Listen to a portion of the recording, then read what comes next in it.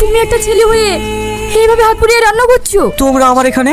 তুমি সরো তো, আঁখাটা ধরে দি। আচ্ছা, তুমি আমাদের গ্রামে যাও না কেন?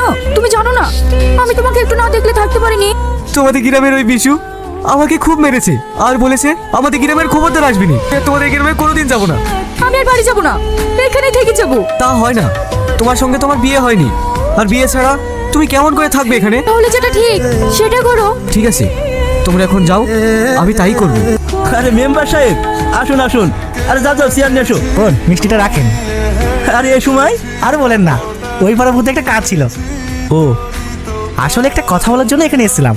আমি বলছিলাম আমাদের পাড়ার শাহিন আর আপনার মেয়ে শ্রাবণী দুজন দুজনকে খুব ভালোবাসে, তাই আমি বলছিলাম ওদের দুজন দু হাতে এক করে দিই। কিন্তু ওর তো কিছুই নেই। ওর কিছু না থাকতে পারে, কিন্তু ছেলে হিসেবে খুবই ভালো। এত করে যখন বলছে তুমি আর না করো না। তাহলে আসি মা।